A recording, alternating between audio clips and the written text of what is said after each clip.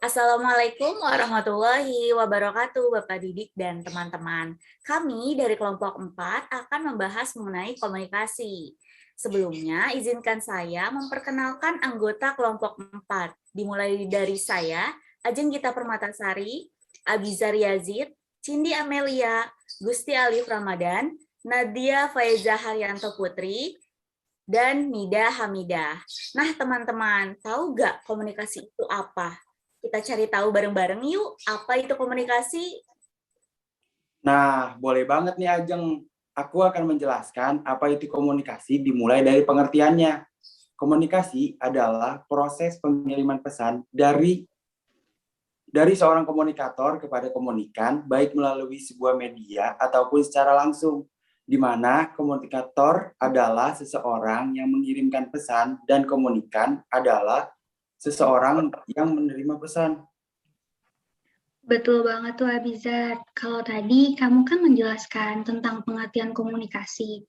Sekarang aku mau menambahkan tentang pengertian ilmu komunikasi itu sendiri, yang didasari dengan adanya peristiwa-peristiwa komunikasi yang kemudian dikaji oleh ilmuwan sehingga menjadi suatu bidang ilmu. Wah, ternyata ilmu komunikasi itu mempunyai cakupan yang luas ya. Berarti kalau kita sedang mau ngobrol seperti ini, termasuk dalam komunikasi ya? Ya, Alif, betul banget. Kegiatan percakapan yang melibatkan hubungan dua orang atau lebih termasuk ke dalam komunikasi. Oh iya, aku mau tahu dong, apa sih alasan kalian memilih jurusan komunikasi? Ya, kalau alasan aku sendiri memilih jurusan komunikasi, yaitu karena komunikasi itu kan tak akan pernah lekang oleh waktu. Dimanapun kita berada, komunikasi itu selalu dibutuhkan. Nah, oleh karena itu, aku ingin lebih mempelajari dan mendalami lagi mengenai ilmu komunikasi. Selain itu juga, setelah lulus dari jurusan komunikasi, kita akan memiliki kemampuan menulis, berbicara, dan mendengarkan yang baik dan mumpuni. Nah, kalau alasan Ajeng memilih jurusan komunikasi, karena ilmu komunikasi ini dibutuhkan oleh perusahaan, khususnya pada divisi public relations. Public relations di perusahaan memiliki peranan yang cukup vital sebagai ujung tombak perusahaan dalam berkomunikasi dengan pihak lain. Selain itu, divisi marketing juga membutuhkan lulusan ilmu komunikasi, menjadikan Ajeng tertarik untuk mempelajari ilmu komunikasi. Nah, kalau di dunia perkuliahan, jurusan komunikasi, mata kuliahnya ada apa aja sih? Ada matematikanya nggak ya? Di jurusan ilmu komunikasi, kita akan mempelajari semua bentuk komunikasi, mulai dari komunikasi publik, komunikasi antar pribadi, komunikasi kelompok, pengantar komunikasi, dan juga psikologi komunikasi. Kalau untuk mata kuliah matematika, tidak ada ya di jurusan ilmu komunikasi. Nah, ada pula keahlian yang bisa kita dapatkan di jurusan ilmu komunikasi ini, seperti kemampuan berbicara di depan umum, kemampuan fotografi, kemampuan untuk mendesain dan mengedit yang mampu meningkatkan skill kita. Oh iya, untuk prospek kerja ke jurusan ilmu komunikasi, apa aja ya? Aku masih kurang paham. Nah, untuk prospek kerja jurusan komunikasi itu ada banyak sekali. Jika kamu ingin menggeluti pekerjaan di bidang media massa, kamu bisa menjadi jurnalis, reporter, wartawan, penyiar, dan analis media. Tetapi, tidak menutup kemungkinan bila kamu masuk ke dunia advertising, public relation, marketing, maupun broadcasting, serta dapat bekerja juga di berbagai perusahaan agensi, media, maupun instansi pemerintah. Iya, betul Nadia. Nah, oh iya, kalau menurut kalian nih, mata kuliah apa sih yang paling seru di jurusan komunikasi ini? Kalau menurut Ajeng, mata kuliah yang seru dan menarik adalah psikologi komunikasi. Karena kita jadi tahu ilmu yang berkaitan dengan psikologis manusia. Kalau menurut aku sih, mata kuliah yang seru dan menarik adalah teknik wawancara. Karena aku ingin sekali menjadi seorang jurnalis. Kalau aku sendiri, mata kuliah yang seru dan menarik itu adalah pengantar komunikasi. Karena untuk praktikumnya seru, banyak menonton film untuk dianalisis. Nah, kalau Abizar tadi kan katanya mau jadi seorang jurnalis. Kalau yang lain setelah lulus dari jurusan komunikasi, ingin menjadi apa nih?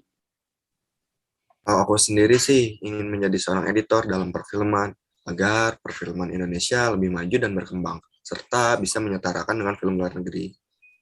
Nah, kalau aku ingin bekerja di perusahaan Shopee karena terlihat seru dan menarik. Ya, kalau aku sendiri, aku ingin menjadi seorang presenter karena aku terinspirasi dari Najwa Shihab begitu.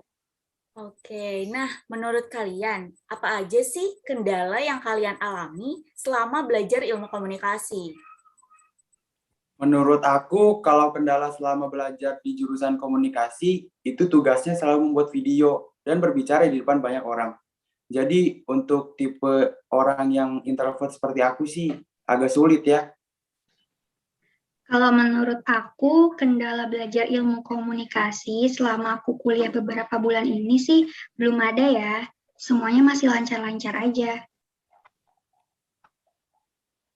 Kalian kan udah beberapa bulan nih belajar ilmu komunikasi. Nah, kira-kira apa aja sih dampak atau efek yang kalian rasakan di kehidupan kalian? Kalau untuk dampaknya, kita jadi tahu ya cara berkomunikasi yang baik dan efektif. Terus juga dapat mengerti dan memahami ekspresi dengan lawan bicara kita. Terus juga dapat mengerti teknik untuk mewawancarai yang efektif itu seperti apa dan bagaimana. Iya, betul banget Nadia. Nah, katanya kan kalau D3 itu 60% praktikum ya, dan 40% teori. Kalau praktikumnya itu ngapain aja sih di jurusan komunikasi? Nah, untuk praktikum itu biasanya kita ditugaskan membuat video, menganalisis film, dan membuat talk show. Wah, seru sekali ya. Ternyata banyak sekali pelajaran dan pengalaman yang kita dapatkan untuk melatih skill dan dalam berkomunikasi. Ya, betul banget tuh Abizar. Nah, ngomong-ngomong nih, hambatan apa aja sih yang kalian rasakan selama perkuliahan online? Kalau dari aku sendiri sih, hambatan aku selama perkuliahan online yaitu terkendala jaringan. Karena ketika hujan, maka sinyal pun hilang, sehingga menyulitkan aku untuk mengikuti pembelajaran online seperti Zoom. Nah, kalau aku sendiri, hambatannya itu selama perkuliahan online, banyaknya gangguan noise dari lingkungan sekitar. Contohnya anak-anak yang sedang bermain. Terus juga banyaknya pedagang keliling yang lewat sehingga membuat aku menjadi tidak bisa fokus dalam mengikuti pembelajaran online. Nah, lalu bagaimana nih cara kalian untuk mengatasi hambatan yang terjadi di selama perkuliahan online ini? Nah, cara mengatasinya yaitu dengan cara kita mencari tempat yang kondusif dan sepi agar dapat lebih fokus dalam melaksanakan pembelajaran online. Selain itu, cara mengatasi hambatan jaringan ketika perkuliahan online yaitu dengan mempersiapkan kuota internet. Sekarang kan kita masih kuliah online ya. Gimana nih persiapan kalian kalau misal Januari nanti kita jadi melaksanakan kuliah offline? Persiapan yang aku lakukan adalah harus melakukan rutinitas seperti saat bersekolah tentunya, dengan bangun pagi, datang tepat waktu, dan persiapan mental juga nih sebagai mahasiswa. Nah, kalau persiapan yang akan aku lakukan, yaitu persiapan untuk kos, persiapan mental, karena aku harus berjauhan dengan orang tua, dan juga sebagai pendatang baru di kota orang, gitu.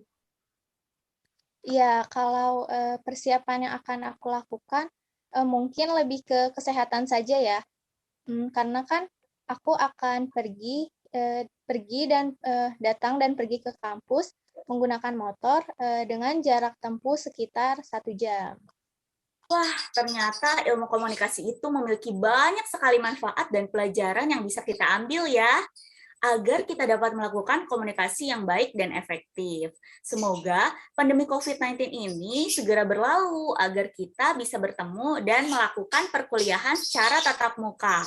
Baik, sekian pembahasan mengenai jurusan komunikasi dari kelompok 4. Terima kasih atas perhatiannya. Kurang lebihnya mohon maaf. Wassalamualaikum warahmatullahi wabarakatuh.